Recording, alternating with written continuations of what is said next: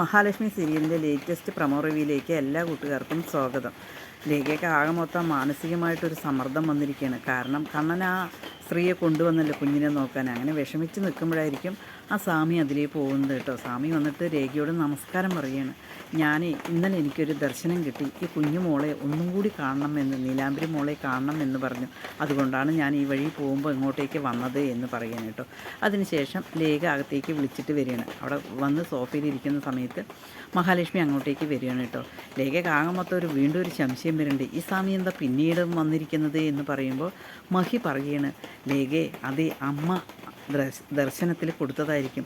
അങ്ങനെ അമ്മ പറഞ്ഞയച്ചതായിരിക്കും ഈ മോളെ കാണാൻ വേണ്ടിയിട്ട്. അത് സത്യമാണ്. ആ അമ്മയുടെ അനുഗ്രഹത്താലാണ് ഈ മോളുടെ ജനനവും കൂടി. അതുകൊണ്ട് നമുക്കൊന്നും മടിക്കേണ്ട, കുഞ്ഞിനെ എടുത്തു കൊണ്ടുവന്ന് കൊടുക്കാമെന്ന് പറയുകയാണ് കേട്ടോ.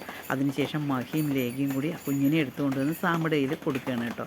അതേ സമയത്ത് പ്രതാപന് ഭയങ്കര ഹാങ് ഓവറിലിരിക്കുകയാണ്. എന്തായാലും ഇന്നത്തോടു കൂടി ആ കുഞ്ഞില്ലാതാകും, എൻ്റെ മോള് ഒരു ദിവസമെങ്കിലും സന്തോഷത്തോടു കൂടി സമാധാനത്തോടു കൂടി ജീവിക്കണം എന്ന് പറയണം കേട്ടോ.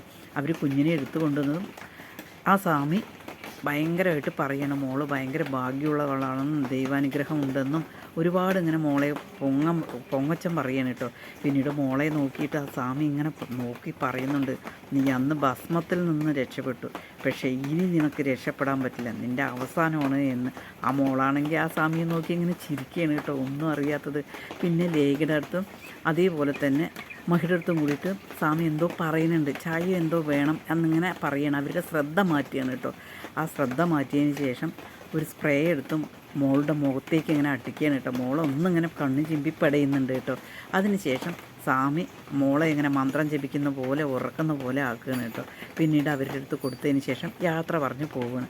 യാത്ര പറഞ്ഞ് പുറത്തിറങ്ങിയതും ആ സ്വാമി പ്രതാപനെ വിളിച്ച് പറയുകയാണ് കേട്ടോ, ഇന്നത്തോടു കൂടി കാര്യങ്ങൾ കഴിയുമെന്ന്. പ്രതാപന് അങ്ങനെ ഭയങ്കരമായിട്ട് സന്തോഷം വരികയാണ് കേട്ടോ. പിന്നീട് ആ സ്വാമി ഇങ്ങനെ നടന്നു പോകുമ്പോൾ കാടിൻ്റെ ഇരുവശത്തു നിന്നും അന്നത്തെ പോലെ തന്നെ ഒരു കുഞ്ഞിൻ്റെ കരച്ചിൽ കേൾക്കുമ്പോൾ ആ സ്വാമിക്ക് ഭയങ്കര സന്തോഷം വരികയാണ് കേട്ടോ.